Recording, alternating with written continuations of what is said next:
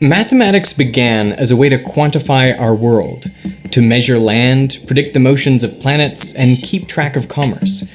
Then came a problem considered impossible. The secret to solving it was to separate math from the real world, to split algebra from geometry, and to invent new numbers so fanciful they are called imaginary. Ironically, 400 years later, these very numbers turn up in the heart of our best physical theory of the universe. Only by abandoning math's connection to reality could we discover reality's true nature. In 1494, Luca Pacioli, who is Leonardo da Vinci's math teacher, publishes Summa de Arithmetica, a comprehensive summary of all mathematics known in Renaissance Italy at the time. In it, there is a section on the cubic, any equation which today we would write as ax cubed plus bx squared plus cx plus d equals 0.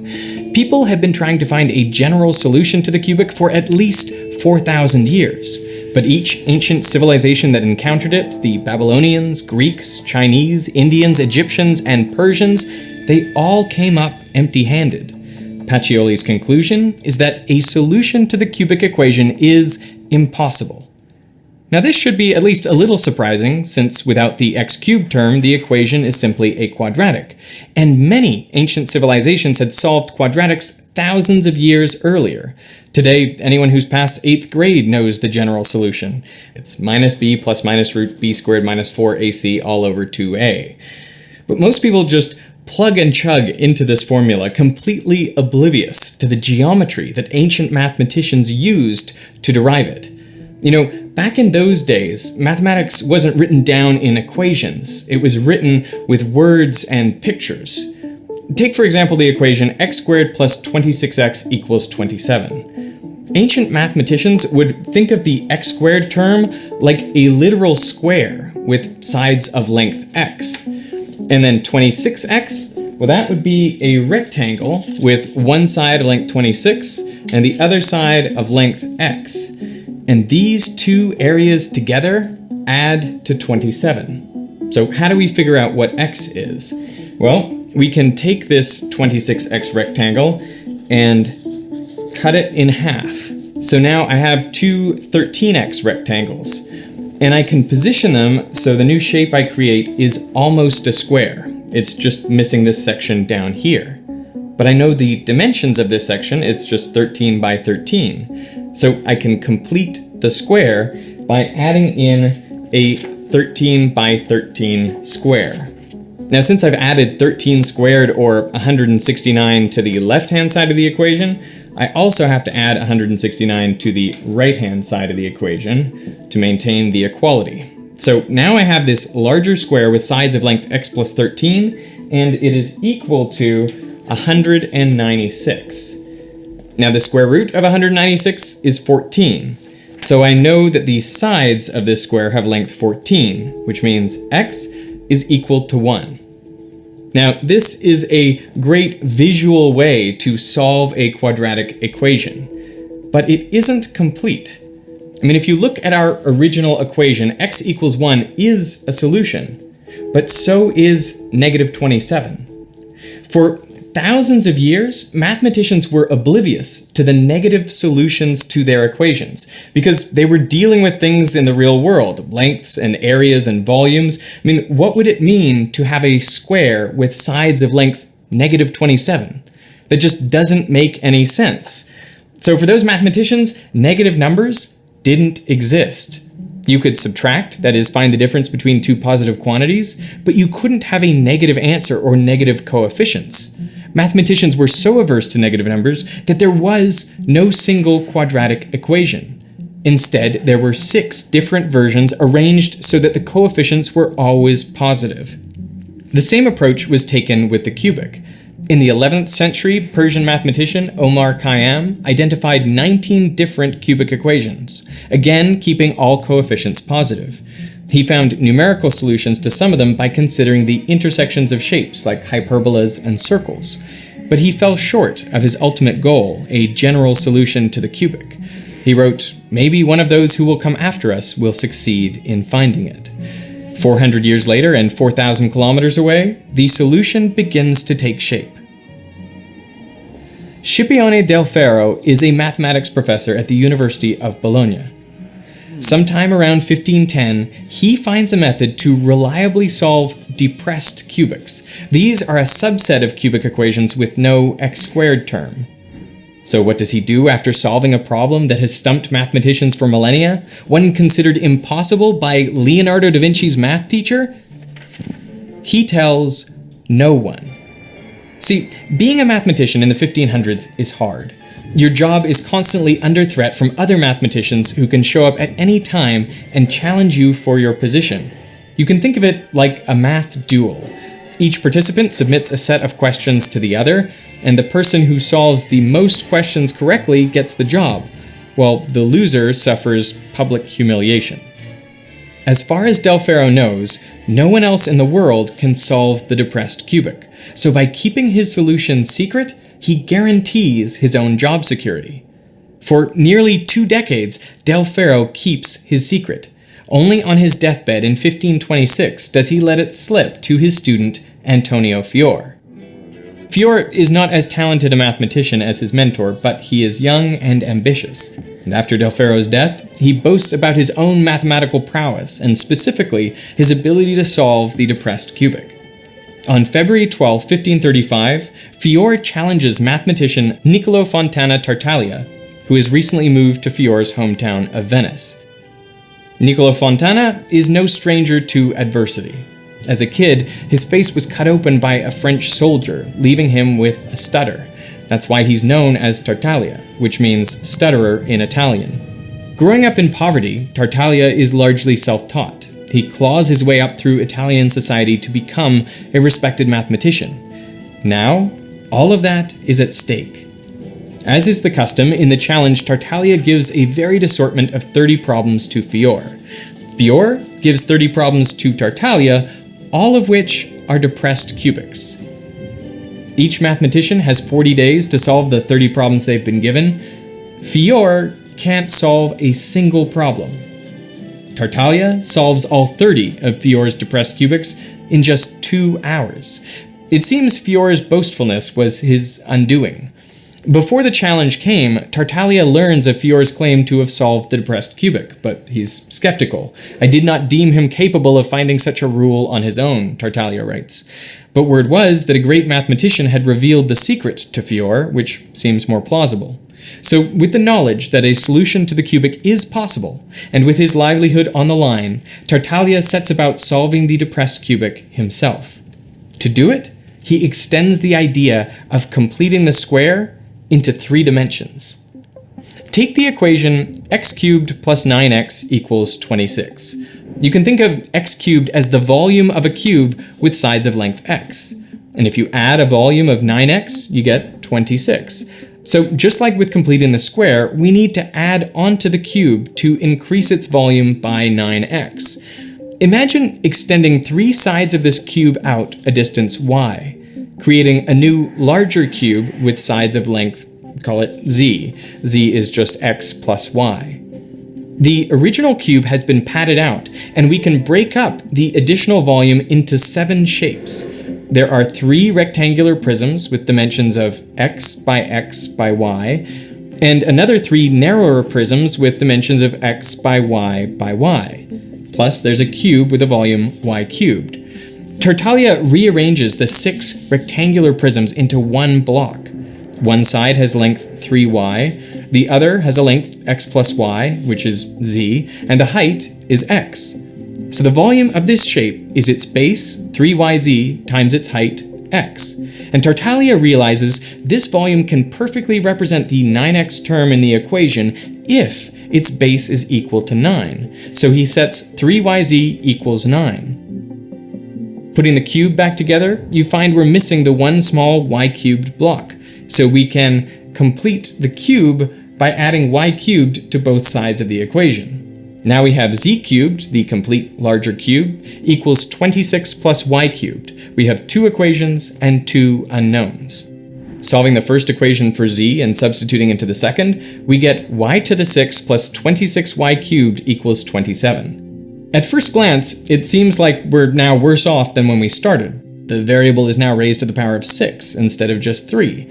However, If you think of y cubed as a new variable, the equation is actually a quadratic, the same quadratic that we solved by completing the square. So we know y cubed equals 1, which means y equals 1. And z equals 3 over y, so z is 3. And since x plus y equals z, x must be equal to 2. Which is indeed a solution to the original equation. And with that, Tartaglia becomes the second human on the planet to solve the depressed cubic. To save himself the work of going through the geometry for each new cubic he encounters, Tartaglia summarizes his method in an algorithm, a set of instructions. He writes this down not as a set of equations like we would today, modern algebraic notation wouldn't exist for another 100 years, but instead as a poem. Tartaglia's victory makes him something of a celebrity. Mathematicians are desperate to learn how he solved the cubic, especially Girolamo Cardano, a polymath based in Milan. As you can guess, Tartaglia will have none of it. He refuses to reveal even a single question from the competition. But Cardano is persistent. He writes a series of letters that alternate between flattery and aggressive attacks. Eventually, with the promise of an introduction to his wealthy benefactor, Cardano manages to lure Tartaglia to Milan.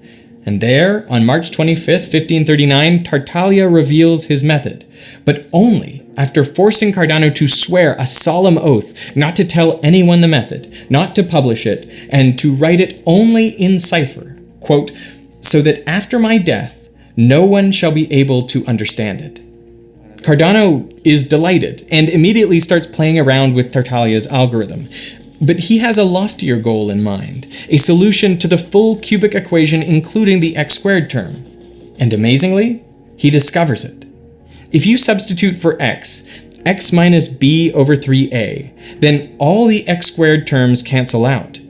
This is the way to turn any general cubic equation into a depressed cubic, which can then be solved by Tartaglia's formula. Cardano is so excited to have solved the problem that stumped the best mathematicians for thousands of years, he wants to publish it. Unlike his peers, Cardano has no need to keep the solution a secret. He makes his living not as a mathematician, but as a physician and famous intellectual. For him, the credit is more valuable than the secret. The only problem is the oath he swore to Tartaglia, who won't let him break it. And you might think this would be the end of it, but in 1542, Cardano travels to Bologna, and there he visits a mathematician who just happens to be the son-in-law of one Scipione Del Ferro, the man who, on his deathbed, gave the solution to the depressed cubic to Antonio Fiore. Cardano finds this solution in Del Ferro's old notebook, which is shared with him during the visit. This solution predates Tartaglia's by decades. So now, as Cardano sees it, he can publish the full solution to the cubic without violating his oath to Tartaglia. 3 years later, Cardano publishes Ars Magna, the Great Art, an updated compendium of mathematics. Written in 5 years, may it last for 500. Cardano writes a chapter with a unique geometric proof for each of the 13 arrangements of the cubic equation. Although he acknowledges the contributions of Tartaglia, Del Ferro, and Fiore, Tartaglia is displeased, to say the least. He writes insulting letters to Cardano and CCs a good fraction of the mathematics community. And he has a point. To this day, the general solution to the cubic is often called Cardano's method. But Ars Magna is a phenomenal achievement. It pushes geometrical reasoning to its very breaking point, literally. While Cardano is writing Ars Magna, he comes across some cubic equations that can't easily be solved in the usual way, like x cubed equals 15x plus 4. Plugging this into the algorithm yields a solution that contains the square roots of negative numbers. Cardano asks Tartaglia about the case, but he evades and implies Cardano is just not clever enough to use his formula properly. The reality is, Tartaglia has no idea what to do either. Cardano walks back through the geometric derivation of a similar problem to see exactly what goes wrong. While the 3D cube slicing and rearrangement works just fine, the final quadratic completing the square step leads to a geometric paradox. Cardano finds part of a square that must have an area of 30, but also sides of length 5. Since the full square has an area of 25, to complete the square, Cardano has to somehow add negative area. That is where the square roots of negatives come from, the idea of negative area. Now, this isn't the first time square roots of negatives show up in mathematics. In fact, earlier in Ars Magna is this problem. Find two numbers that add to 10 and multiply to 40. You can combine these equations into the quadratic x squared plus 40 equals 10x. But if you plug this into the quadratic formula, the solutions contain the square roots of negatives. The obvious conclusion is that a solution doesn't exist, which you can verify by looking at the original problem. There are no two real numbers which add to 10 and multiply to 40. So mathematicians understood square roots of negative numbers were math's way of telling you there is no solution. But this cubic equation is different. With a little guessing and checking, you can find that x equals 4 is a solution. So why doesn't the approach that works for all other cubics find the perfectly reasonable solution to this one? Unable to see a way forward, Cardano avoids this case in Ars Magna, saying the idea of the square root of negatives is as subtle as it is useless. But around 10 years later, the Italian engineer Raphael Bombelli picks up where Cardano left off. Undeterred by the square roots of negatives and the impossible geometry they imply, he wants to find a way through the mess to the solution. Observing that the square root of a negative cannot be called either positive or negative, he lets it be its own new type of number. Bombelli assumes the two terms in Cardano's solution can be represented as some combination of an ordinary number and this new type of number, which involves the square root of -1. And this way, Bombelli figures out that the two cube roots in Cardano's equation are equivalent to 2 plus or minus the square root of -1. So when he takes the final step and adds them together, these square roots cancel out, leaving the correct answer 4. This feels nothing short of miraculous. Cardano's method does work, but you have to abandon the geometric proof that generated it in the first place. Negative areas, which make no sense in reality, must exist as an intermediate step on the way to the solution. Over the next 100 years, modern mathematics takes shape. In the 1600s, François Viet introduces the modern symbolic notation for algebra, ending the millennia-long tradition of math problems as drawings and wordy descriptions. Geometry is no longer the source of truth.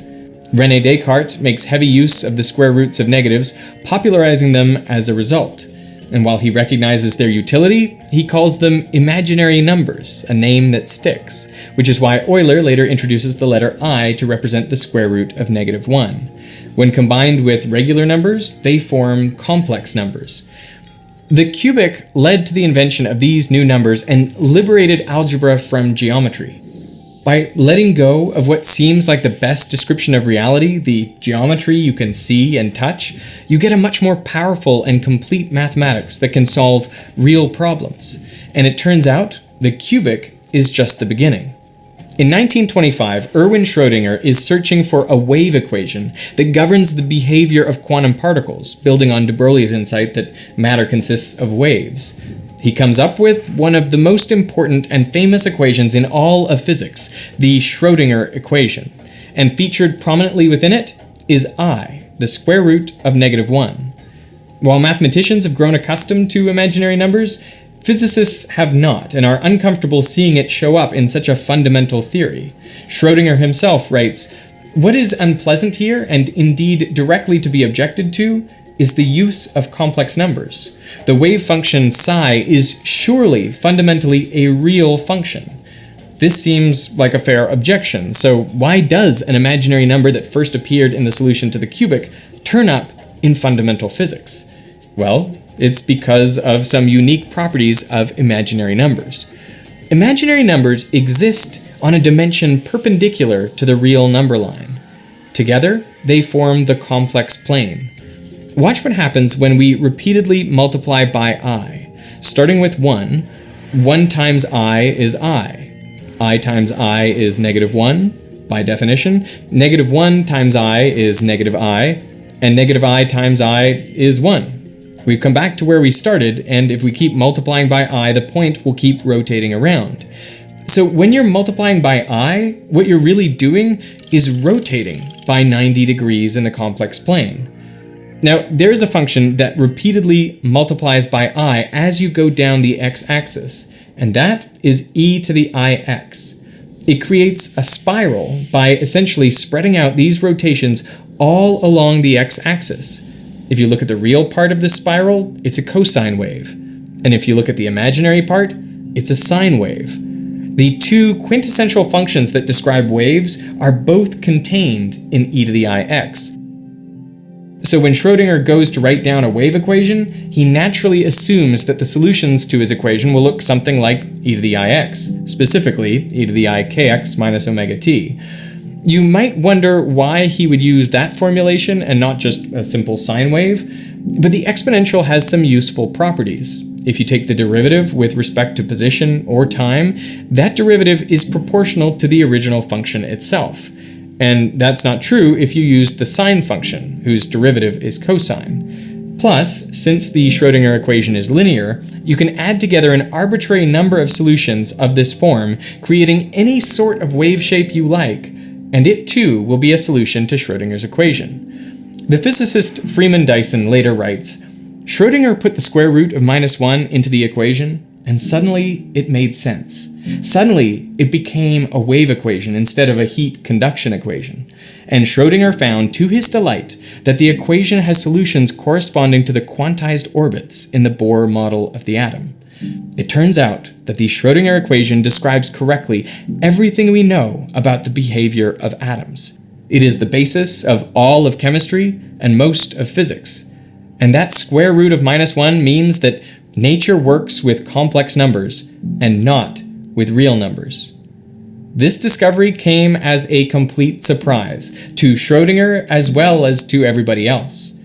So imaginary numbers, discovered as a quirky intermediate step on the way to solving the cubic, turn out to be fundamental to our description of reality. Only by giving up math's connection to reality could it guide us to a deeper truth about the way the universe works.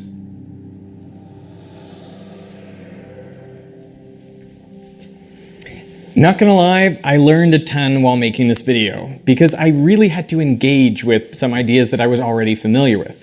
And that is exactly what happens with Brilliant, the sponsor of this video. Brilliant is a website and app that teaches you all kinds of STEM concepts, from geometry to quantum mechanics, and you learn by doing. They use interactivity to bring your understanding to the next level. Like calculus? No problem. It's way more fun when you work through the material yourself and get to manipulate it visually. Check out these surfaces of revolution, a clear demonstration of how you can use an integral to find volume. The problems are carefully curated to increase in difficulty as you go, and if you get stuck, there is always a